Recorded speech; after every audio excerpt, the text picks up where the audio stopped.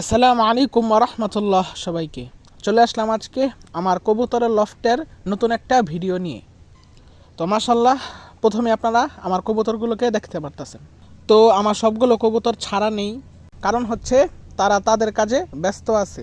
মানে আমার সবগুলো কবুতর ডিম পেড়েছে এবং ওরা ওদের ডিমে দিচ্ছে। তো প্রথমেই চলে যাই আমার সিরাজি আর বোম্বাই কবুতরের খুপি। তো মাশাল্লাহ, আপনারা দেখতে পাচ্ছেন যে আমার সিরাজি নটটায় ডিমে দিচ্ছি। তো মাশাল্লাহ, আমার মাদিটায় দুইটা ডিমই পারছি। তো দেখতে পাচ্ছেন যে এই যে দুইটা ডিম। আর আমার এই নটটার প্রচুর পরিমাণে পশম ঝরতেছে, মানে ওদের মল্টিং হচ্ছে কবুতরের সম্পূর্ণ পশম ঝরে আবার নতুন করে পশম ঝালাবে। বিশেষ করে বর্ষাকালেই কবুতরের এই মল্টিংটা শুরু হয়, মানে ওদের শরীরে সবগুলো পশম ঝরে আবার নতুন করে পশম জ্বালাবে। এই সময় সাধারণত কবুতর ডিম পারে না, তবে আমার সবগুলো কবুতরই আলহামদুলিল্লাহ ডিম পারছে।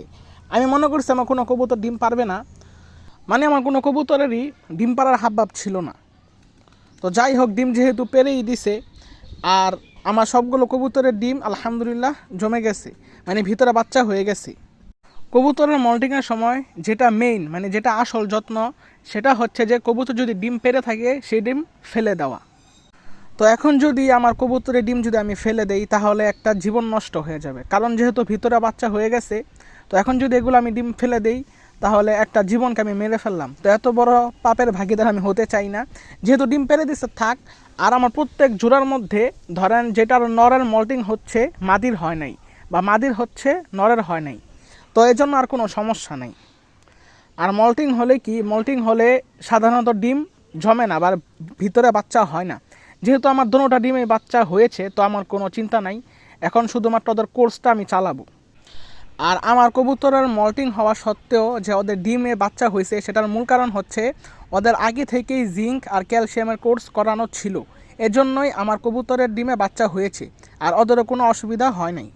এখন আরেকটা কথায় আসি, মল্টিংয়ের সময় যদি কবুতরের বাচ্চা থাকে, ধরেন কবুতর যখন ডিমে ছিল তখন মল্টিং শুরু হয়নি, যখন বাচ্চা ফুটে গেছে তখন মল্টিং শুরু হয়েছে। ধরেন তখন বাচ্চার বয়স 2 দিন, তো তখন যদি মল্টিং শুরু হয়, তখন যদি কবুতর মানে বাচ্চাকে খাওয়াবে ঠিকই, কিন্তু ওদের বাচ্চা পুষ্টি পাবে না ভালোভাবে। কারণ কবুতরের যখন মল্টিং শুরু হয়, তখন কবুতরের শরীরে ভিটামিনের এবং পুষ্টির ঘাটতি থাকে। তবে যদি ওদের সব কিছুর মানে ঘাটতি পূরণ থাকে, যেমন জিঙ্ক ক্যালসিয়াম, এগুলো যদি ঘাটতি পূরণ থাকে, তাহলে কবুতরের বাচ্চা নিয়ে আর কোনো সমস্যা হয় না। যদিও ওর মল্টিং যদি হয়, তারপরও কোনো বাচ্চার সমস্যা হবে না, মানে বাচ্চা ওই ফুলফিলভাবে খাওয়াতে পারবে। আর যদি ধরেন জিঙ্ক বা ক্যালসিয়ামের ঘাটতি থাকে, তাহলে বাচ্চা ওই সঠিকভাবে খাওয়াতে পারবে না, বা বাচ্চাও সঠিকভাবে পুষ্টি পাবে না, ফলে বাচ্চা ছোটোকালে মারা যাবে। তো এখন মূল কথায় আসি যে কি মেডিসিন দিয়ে ওদের মল্টিংয়ের কোর্সটা করাবেন। ভিডিওতে আপনারা যে মেডিসিনটা দেখতে পারতেছেন, এটার নাম হচ্ছে জিঙ্ক বি। এটার কাজ হচ্ছে আপনার কবুতরের বা মুরগির বা যে কোনো পশু পাখিরই হোক, নতুন পালক গজাতে এটা সাহায্য করে। এছাড়াও পালকের উজ্জ্বলতা বৃদ্ধি করতে এটা সাহায্য করে। আপনার মুরগি বা কবুতর যে কোনো পশু পাখি হোক, যদি দেখেন যে কেমন একটু ফ্যাকাশে দেখাচ্ছে, বা ওর মধ্যে কোনো মানে একটা উজ্জ্বলতা ভাব নেই, বা মানে তেমন একটা চকচকা ভাব নেই, মানে দেখতে চকচক বা উজ্জ্বলতা প্রকাশ পায় এরকম কিছু নাই, তাহলে আপনার সেই মুরগি বা কবুতর বা সেই পশুকে জিঙ্ক সিরাপ খাওয়াবেন, ইনশাল্লাহ সেটা ঠিক হয়ে যাবে।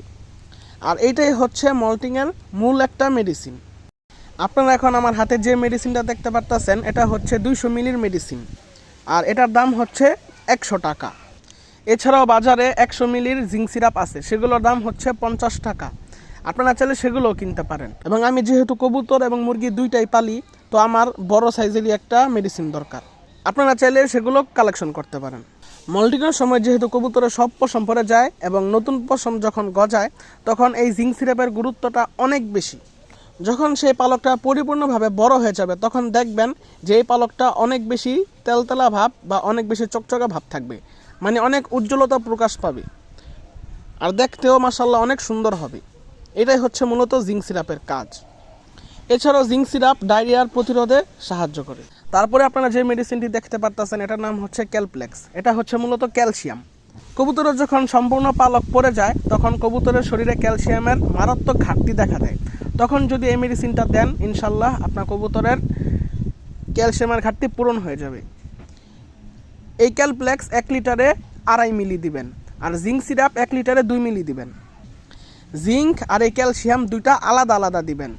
ধরেন আপনি প্রথম 5 দিন জিঙ্ক সিরাপ দিলেন, তারপরে 2 দিন গ্যাপ দিবেন, গ্যাপে সাদা পানি দিবেন, তারপরে আবার 5 দিন ক্যালসিয়ামটা দিলেন। এভাবে প্রথম 5 দিন জিঙ্ক সিরাপ, তারপরে 2 দিন সাদা পানি, তারপরে 5 দিন ক্যালসিয়াম।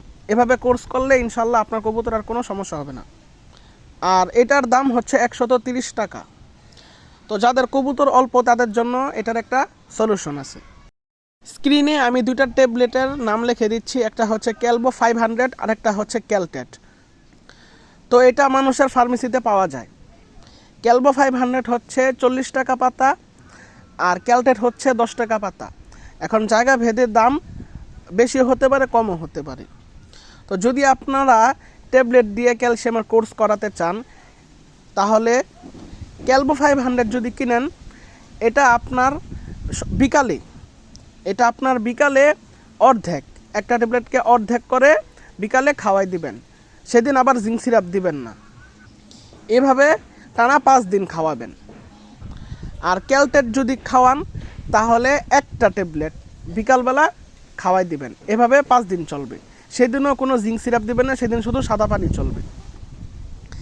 যাদের জন্য মূলত ক্যালপ্লেক্স মেডিসিনটা কিনা অনেক ব্যয়বহুল হয়ে যাবে, তাদের জন্য মূলত এই সলিউশনটা। আশা করি তাদের অনেক উপকারে লাগবে। তো যাদের বাজেট অল্প, তাদের জন্য আমি অল্প বাজেটেরই মেডিসিন সাজেস্ট করছি। আর যাদের বাজেট বেশি, তাদের জন্য আমি বেশি বাজেটেরই মেডিসিন সাজেস্ট করছি। এখন আপনার ইচ্ছা। আর যদি ভিডিওতে কোনো কিছু বুঝতে আপনার অসুবিধা হয়, তাহলে অবশ্যই কমেন্ট করে জানাবেন, আমি সেটার উত্তর দিয়ে দেব। তো আপনারা আমার কবুতর তো দেখলেনই, বাকিগুলার কিছু বলার আর সময় নাই, কারণ ভিডিও অনেক বড় হয়ে গেছে। তো আজকের মতো এখানে ভিডিওটা শেষ করছি। আসসালামু আলাইকুম।